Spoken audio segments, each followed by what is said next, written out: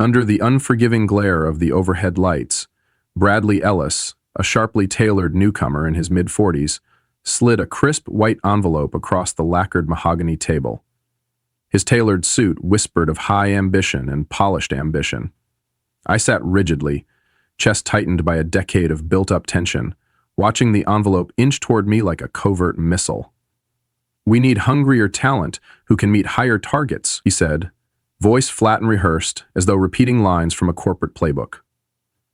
My name, Daniel Carter, 46, felt suddenly foreign. After 9 years as senior account executive at Meridian Financial Solutions in Starlight City, Missouri, I realized my tenure meant nothing here. I remembered sliding into this room nearly a decade ago, bright-eyed and brimming with determination. I'd joined when the firm still traded under the dusty name Midwestern Financial Services.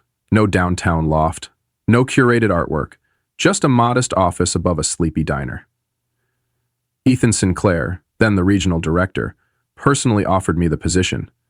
"We need someone who understands real businesses, someone they can trust." Back then, I thrived on pressure, prospecting cold leads at dawn, jetting to meet potential partners before dusk. I'd built a portfolio accounting for nearly 40% of Meridian's annual revenue. No shortcuts, only late nights, relentless phone calls, and pitches delivered over lukewarm coffee in airport lounges. As Bradley's words cut through the air, I recalled those countless road trips. The hum of the rental car engine, the flicker of streetlights through the windshield when I returned home at midnight, the yawns and sighs of my kids, kicks and laughter prematurely halted because Dad had to finish another proposal. Then there was Rachel, my wife, who long ago accepted that family dinners often meant reheated leftovers by herself. She never complained when I missed my son's batting practice or my daughter's choir concert. She understood that I chased contracts to ensure their future. Yet now, in this gleaming corner office, my sacrifices were erased in a single sentence. My lips curved into a polite smile as I reached for the papers. I thanked Bradley for the opportunity and stood. My colleagues clustered outside the glass walls averted their gazes. No applause, no farewells. 6 months ago, Bradley arrived as vice president of sales, tasked by the CEO with injecting new energy into the team. I watched him cruise the corridors, offering tired motivational platitudes, snapping selfies for LinkedIn, yet never once joining me on a client call. The first hint of trouble came in the form of a reworked commission structure. My earnings were slashed 20%, despite consistent overachievement. Next came the corner desk. Mine was moved to a shadowy alcove during the latest office redesign. Little slights, easily dismissed, yet enough to fray my confidence. Packing up 9 years into a single cardboard box felt absurd. I carefully placed framed photos on the table, my daughter's watercolor of a unicorn galloping across a sunset, my son's wobbly handwriting spelling "World's Best Dad." I tucked in a chipped coffee mug, painted with stick figure family portraits, and a worn leather portfolio crammed with client contact sheets, everything I'd cultivated outside company databases, out of sheer habit and pride. All of it was mine. My personal investments, my late nights materialized in paper and polished, and now it felt like ash slipping through clenched fingers. Vanessa from accounting hovered at my side, startled. "Need help with that?" she asked, eyes wide behind cat-eye glasses that magnified her concern. I shook my head, managing a calm tone. "Just relocating my office?" She nodded, uncertain whether to offer more assistance or to powder her nose. The elevator ride down was even more surreal.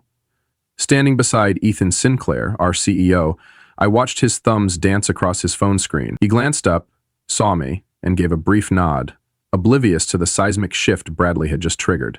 He had no idea that his star producer, the one who'd fueled the company's explosive growth from 4 million to 30 million in revenue, was now exiled.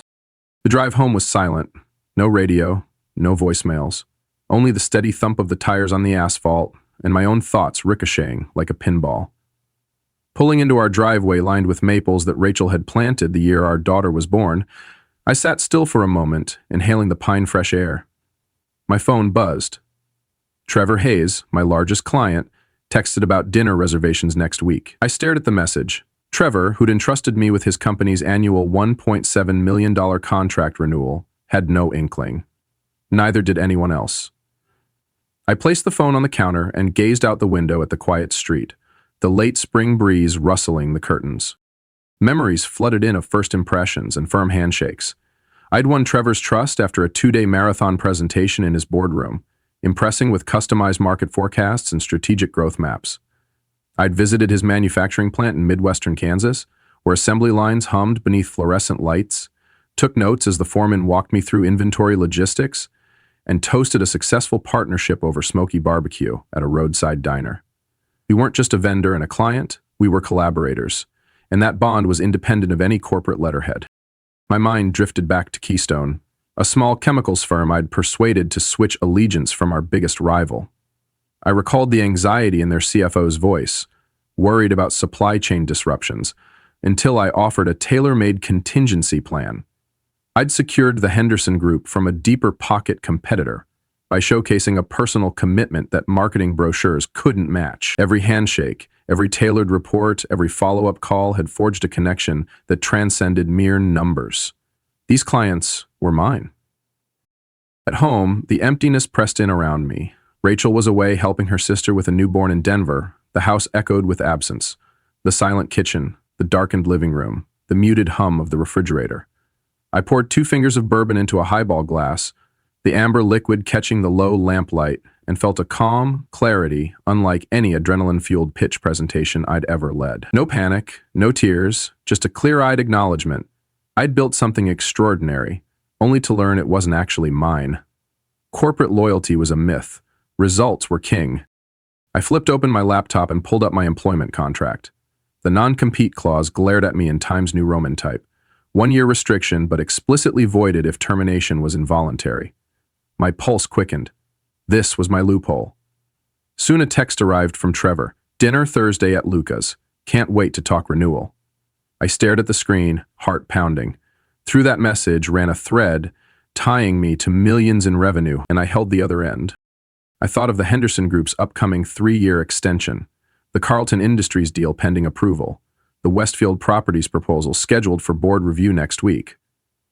All clients I'd nurtured, all negotiations delicately balanced on personal rapport, not on corporate branding or swanky offices.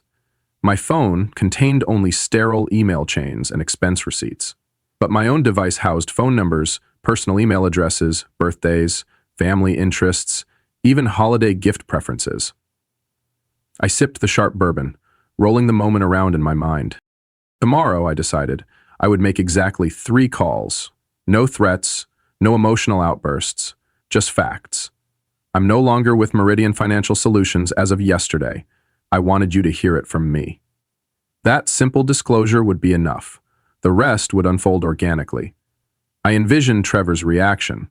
Confusion, then urgency, his CFO scrambling to confirm coverage, his board meeting agenda shifting as strategy memos were rewritten. I barely slept that night, but not from anxiety, from anticipation. In the pre-dawn hush, I placed my daughter's graduation photo and my son's childhood drawing, a bright yellow sun over a purple house, back into the box. I left my suit jacket on the chair, set aside my briefcase, and climbed the stairs without setting an alarm. No early flights, no PowerPoint decks, just the quiet hum of possibility. By 9:00 a.m., my personal phone erupted with calls. Trevor, Henderson, Carlton, all seeking answers. And later that afternoon, I saw Bradley's name flash on my blocked caller ID. I let it go to voicemail. I had bigger calls to make. Under the harsh glow of my laptop screen, the reality of corporate betrayal unfurled like a cold wind. By 4:00 p.m., Meridian's legal department had quietly slipped an email into my inbox, a polite reminder of my ongoing confidentiality obligations. The message was civil, no threats, just a courteous nudge that company information remains proprietary. As if I hadn't known. My pulse was steady, though, because I understood every clause of my contract better than anyone else. At 5:00 p.m., my phone buzzed again. Bradley Ellis, the architect of this purge, texted, "Let's discuss your exit package. There might be room for consulting work." His words dripped with false generosity. Far too late for niceties. I let the message sit unread. 30 minutes later, Trevor Hayes, my most trusted client, texted, "Just off a call with your CEO and that VP who let you go. They promised continuity." I felt a pang of vindication. "What did you tell them?" I typed back. His response arrived almost instantly. They said Alicia Winters would handle everything. Then they offered a 10% discount on the renewal. What did you tell them? I didn't reply. A few minutes later, Trevor confessed. I've sent notice terminating our contract, citing change in relationship management. His words hit like a blow. One by one, the Henderson Group and Carlton Industries followed suit. I sat in silence as the final tally flashed across my screen. 8 major clients representing over $3,200,000, 0 cents in annual commitments. Gone from Meridian's books by dawn. Word of the meltdown spread faster than wildfire.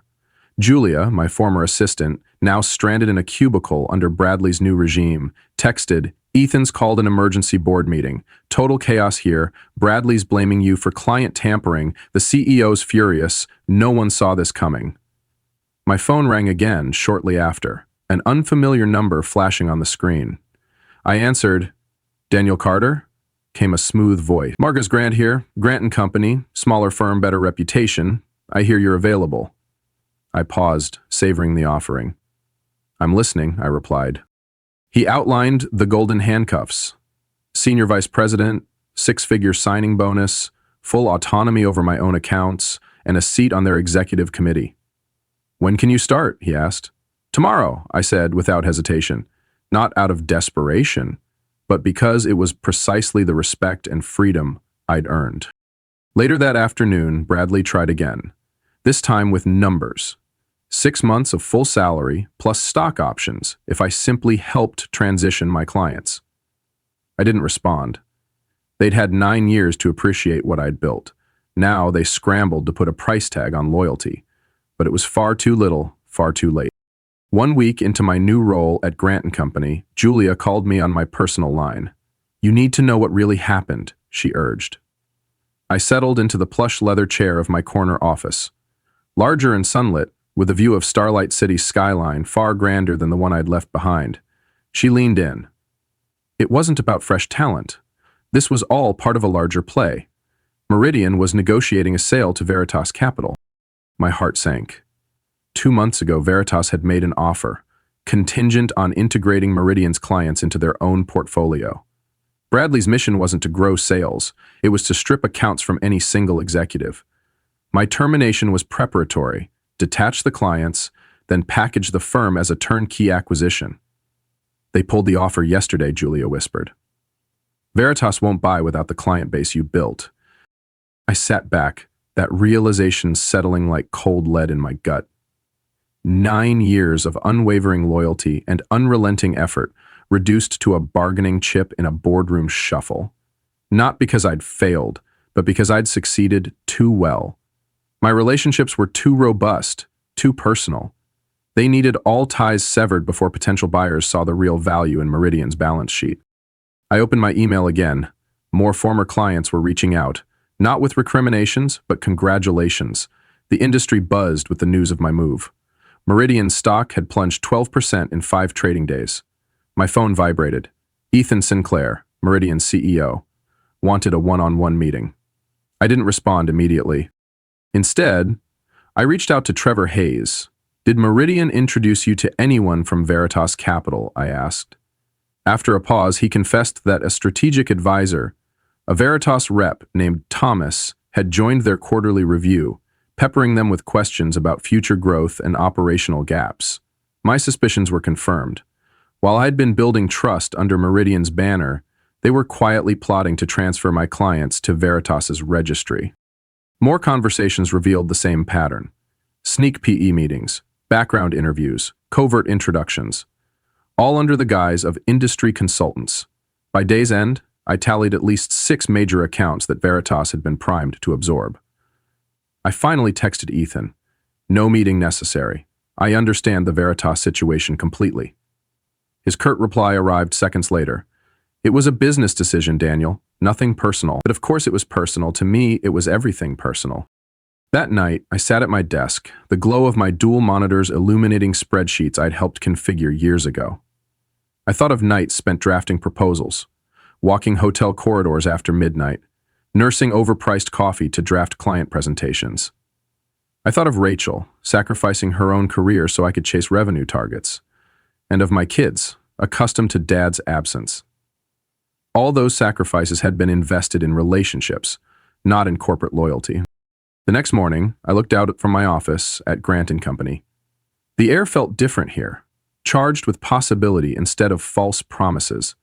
I checked my client roster. 11 former Meridian clients had already signed on, representing nearly $5 million, 0 cents in annual revenue. They came not because I begged, but because they trusted the person, not the logo on the door. 3 weeks later, I received an invitation to speak at the Midwest Financial Services Conference. The panel topic was Client Loyalty in a Transactional Market. The irony wasn't lost on me. Ethan Sinclair and Meridian's board members would be in that audience, nursing bruised egos and bleeding stock prices. I spent nights with 2 dedicated analysts, resources Meridian never provided, crafting a data-driven presentation. We charted response time improvements, down 53%, implementation cost savings, 30% reduction, and client satisfaction boosts, an increase of 22 points. These weren't anecdotes. They were hard metrics showing the cost of undervaluing human relationships. On the morning of the conference, I reviewed my notes meticulously. No dramatic reveals, no naming Meridian. I would deliver facts, cold and undeniable. When the ballroom doors opened, I spotted Ethan immediately, huddled with 2 board members near the coffee station, their faces taut with recognition. I offered a curt nod and took my seat. The panel began with banal questions about market trends and digital disruption. Then my aha moment came. In an age where automation is king, I said, personal accountability has become the rarest commodity. My voice carried across the hushed room. Companies treat client relationships as company assets, interchangeable and impersonal. They're not. They're trust agreements between individuals, requiring constant care. Without naming names, I walked through 3 anonymized case studies. Clients who switched firms and saw immediate service level improvements, cost reductions, and happier stakeholders. Retention packages and non-compete clauses, I concluded, are no substitute for genuine partnerships. When you treat relationship managers as interchangeable parts, clients will vote with their feet. In the Q&A, a junior analyst raised her hand. Isn't your recent move from Meridian to Grant, along with the departure of several major clients, exactly what companies fear when they debate how much autonomy to give their sales executives? The question hung in the air. Across the room, Ethan's gaze burned into me. That's a fair question, I replied smoothly. But consider the alternative. Stifling autonomy in the name of corporate direction drives away the very relationships that fuel growth. Clients don't follow logos, they follow people who understand their needs. After the session, 3 former Meridian clients approached me with handshake agreements. By afternoon's end, Grant had letters of intent for 5 new accounts, another $2,700,000, 0 cents in annual revenue. That evening, I scanned the financial news. Meridian had announced a strategic restructuring. Bradley Ellis was departing, and the Veritas acquisition was officially off the table. I leaned back in my chair, the Kansas City lights glimmering beyond the ballroom's windows. In less than a month, I'd turned an act of corporate betrayal into a masterclass on the power of personal connection. I closed my notebook with satisfaction. Justice, measured not by revenge, but by resilience and by results. Under the pale morning light filtering through the floor-to-ceiling windows, I watched the stock ticker's final tally scroll across the polished mahogany credenza. Meridian Financial Solutions symbol blinked in red, a stark contrast to the vibrant cityscape beyond. An additional 8% drop that morning felt less like a gloating triumph and more like an irrefutable verdict delivered by the market itself. I closed my laptop gently, the whir of its cooling fans fading into the quiet hum of our new office. There was no surge of triumph, no vindictive delight, only the calm, unshakable certainty that comes from being proven right in the most definitive way possible. 6 months had passed since Bradley Ellis slid those termination papers across the conference table. Today, I stood in Grant & Company's largest boardroom, flanked by 3 rows of eager faces, account managers, analysts, marketing leads, and our firm's senior partners. The room was awash in morning light, the glass walls overlooking downtown Starlight City, lending a sense of transparency and openness that felt worlds apart from the cramped corridors of Meridian. On the projection screen behind me, a single slide flashed our quarterly results in bold type. $8,400,000 $400,000, 0 cents in new business. 70% attributable to former Meridian clients. Marcus Grant himself rose from his seat at the head of the table, champagne flute in hand. His tailored navy blazer caught the light as he smiled broadly and raised his glass. "To the finest acquisition we've ever made," he toasted, voice resonating with genuine warmth. "And we didn't even have to buy a company to get it." Polite laughter rippled around the room, punctuated by nods of agreement and the soft clink of glassware. I returned the smile, though mine carried an undercurrent of something more complex than celebration. Validation, perhaps? Or the quiet satisfaction of integrity rewarded at last. A notification buzzed against my hip, a news alert. Without breaking the rhythm of applause that followed Marcus's toast, I slipped my phone from my pocket and scanned the headline. Meridian Financial Solutions announces CEO transition, Ethan Sinclair to step down amid continued revenue challenges. My thumb hovered over the screen a moment before sliding the phone back into my pocket. I caught Marcus's eye, his brow arched in curiosity, but I gave only a small shrug. Some victories don't need an audience. Later that afternoon, a new email appeared in my inbox. The sender's name caught my attention instantly. Alicia Winters, the young executive Bradley had recruited to groom as my replacement. The subject line read, "Transition updates," and the body was brief. "I've been let go, along with most of the sales team."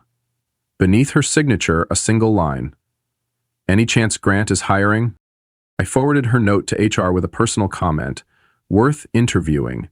She's not at fault for what happened." In that small decision lay the first tangible evidence of the leadership culture I aspired to foster. One where talent was nurtured, not discarded.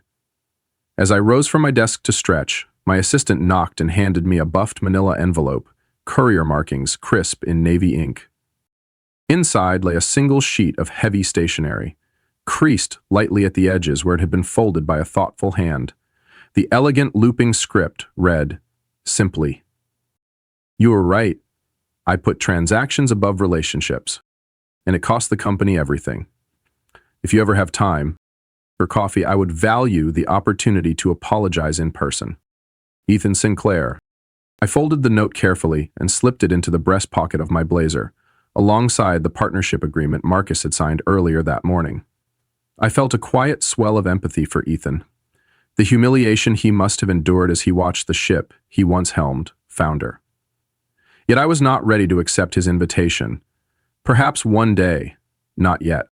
Later that evening, as dusk painted the city in bruised purples and golds, I drove past Meridian Financial Solutions' former headquarters.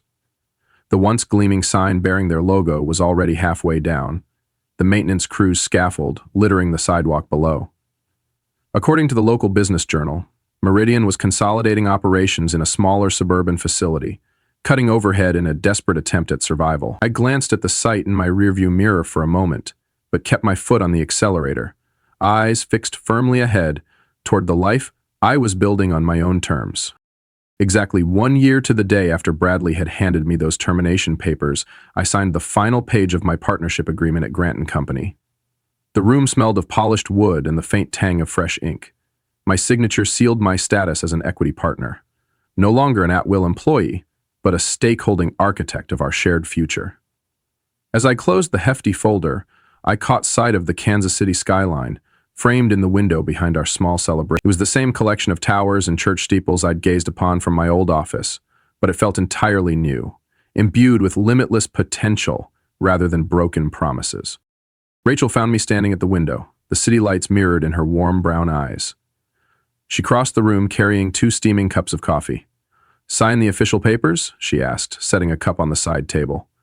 Her smile held both pride and careful curiosity. I nodded, tilting my head in affirmation. "Sign the official papers." She studied my face for a moment, her gaze softening. "You don't look as happy as I thought you would." I took a slow sip of coffee, inhaling the rich aroma before responding. "I'm thinking about Meridian," she guessed, voice gentle. I shook my head, letting my hair brush across my forehead as I turned. "About what I'm building here. About doing it right this time." I led her over to my desk, where a cluster of files and hiring proposals lay waiting. "This morning," I explained, "I approved hiring 3 new account managers. all on the same profit-sharing structure I negotiated for myself. I tapped the folder labeled USC Hiring Proposals, a nod to our internal codename borrowed from an old-school project. No one here will build something only to have it taken away. She smiled, reaching for my hand. That's a first act worthy of a partner. My phone buzzed again, another message from Trevor Hayes. I glanced at it. Heard about the partnership. Congratulations. I typed back. Thanks to clients like you? His reply was instantaneous. No, thanks to you being who you are. We just followed the value. I placed the phone face down on the desk and picked up the ornate frame Rachel had given me last Christmas. In faint sepia on parchment, a quote read, "The best revenge is massive success." I turned the frame over so the words faced the wall. That chapter was closed. Looking at Rachel, I felt the weight of the last 12 months lift a little more. I reached for my calendar and tapped a new appointment into the screen. Coffee with Ethan Sinclair. I set it for next week, an olive branch, not for closure but for mutual humanity. Because sometimes the final step in moving forward is releasing the weight of the past, not clutching it. I powered down my desktop, the LED countdown blinking out as the screen dimmed. I picked up my keys from the bowl by the door and slipped into my jacket, ready to step out into the evening air. Rachel slipped her hand through mine, and together we walked out of the office. Our tickets were for our son's band concert downtown, something I would never have made time for in my previous life. The thought brought a genuine smile to my face. Some losses clear the way for richer victories, some fires burn away the debris so that new foundations can be laid. As we reached the parking garage, I took one last look at the Starlight City skyline, the spires and steel beams etched in twilight against the sky. I felt an unexpected warmth in my chest, a certainty I'd never known in the fluorescent-lit hallways of Meridian. I was exactly where I was meant to be. Some fires illuminate everything around them so clearly that you can see both the ash of what has been lost and the bright embers of what is yet to come. And today, for the first time in a long while, I was ready to build from those embers. Confident, unburdened, and wholly my own.